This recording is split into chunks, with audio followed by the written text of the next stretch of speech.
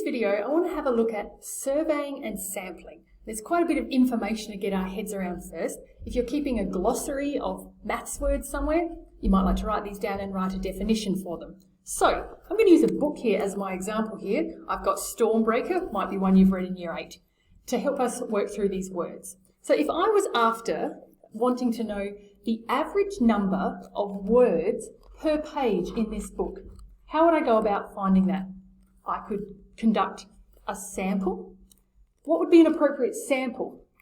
Well, finding a page at random in Stormbreaker and working out the number of words on that page. Maybe another way of doing a sample would be to take a few pages and work out the average number of words on that page. And then that would be a representative sample of the book. What would be a biased sample of this book? In terms of if you wanted to find the average number of words per page, what would not be a good representation of that? If I was allowed to choose a page, and so therefore if I chose a page which didn't have many words on it at all, and I used that, and I worked out the average number of words on that page, and I said, that's it for the book, that's a biased sample, so it's not representative of the whole group there. What about the word population versus sample? How could I work that out for the whole book? So the population in terms of this book would be to work out every single page and count the number of words and then find the average for that page, this page, this page, this page. That would give us the true answer for the average number of words per page. But what are the pros and cons of doing a population count in that sense?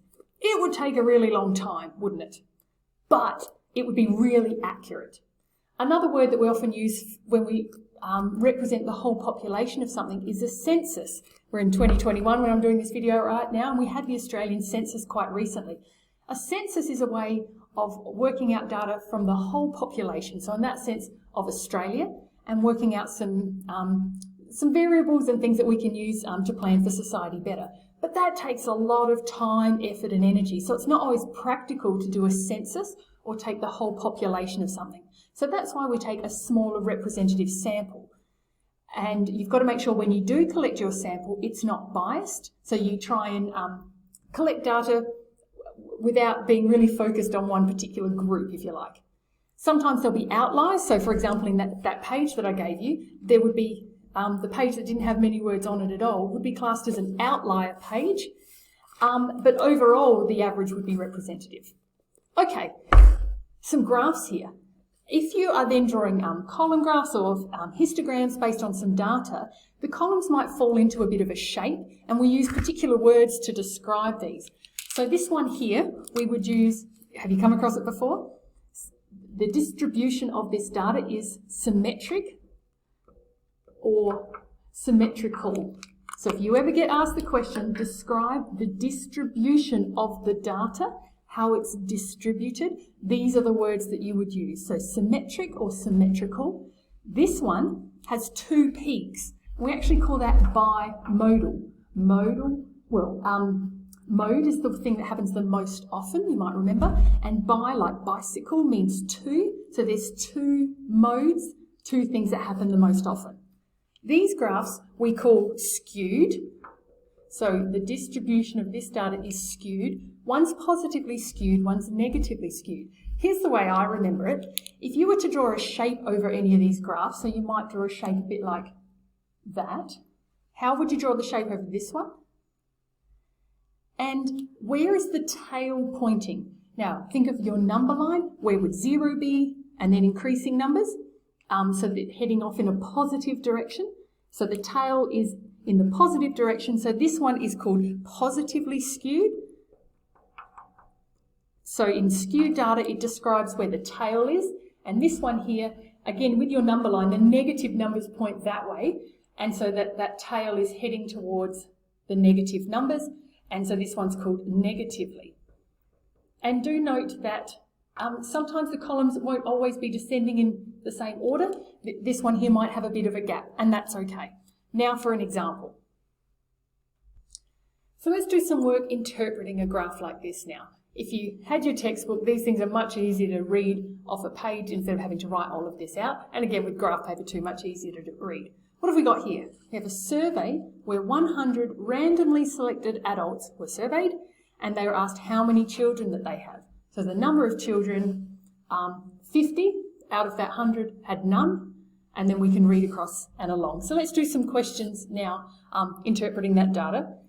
So we're assuming it's a representation of the true population, that this sample was collected in a representative way, not a biased way. So part one, if we were asked, well, part one, if you like, what proportion of the adult population has 2 or more?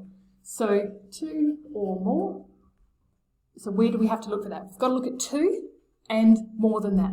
So we're going to take the heights of each of those columns. 2 measures up to 15 plus 10 for the 3 children, so we're up to 25, adding on 5 more here. And what are we up to? 30. So how many of the adult population have 2 or more? 30. Second one for this. In a group of 9,000 adults, how many would you expect to have 4 children? So 4, got to spell that right? Children, question mark. So we had 100 adults here. How many had 4 children? We had 5. So how might we write this out? 5 out of 100. So if we were going to now work out how many for 9,000, what do you have to do to turn 100 into 9,000? You have to multiply that by 90.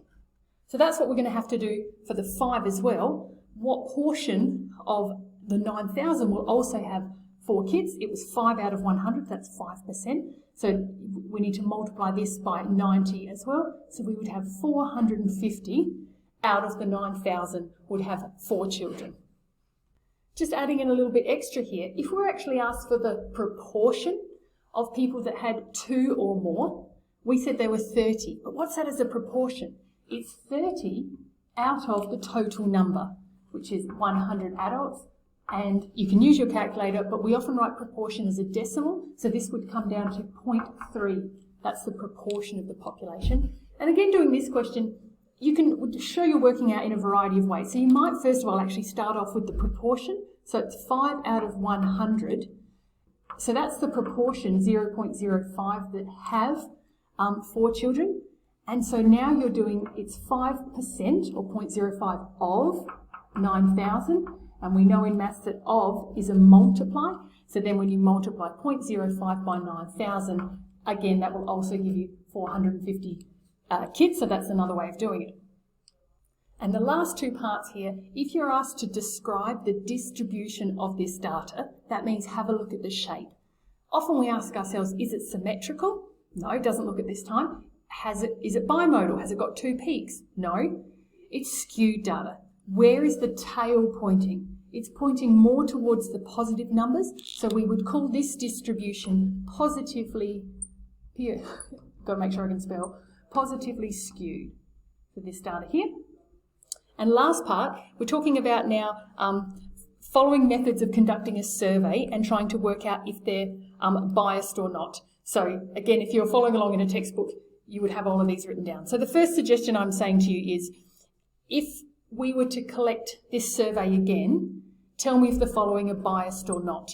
If I was to ask 100 adults, but those 100 adults are all coming out of a childcare centre, so what does that assume? That these adults already have children, so that we're going to have a biased answer here. We're not going to get a great representation of those that have none, so then this is a biased. I'm just going to put B for biased to speed things up. What about another technique? If we randomly asked people at a nightclub, what time of day is that? Night. Who's going out? Maybe younger people. Maybe you could assume that they don't already have kids. So is that a representative sample or biased? This was the nightclub one. I'd say biased. I hope you do too. And then the third one, would this be a good way to collect the sample or not? Choosing 100 adults at random from the national census that's taken and then noting how many children that they have. So this is using the national census. Is that representative or biased? That would be the best way to be representative. So there's our video on surveying and sampling.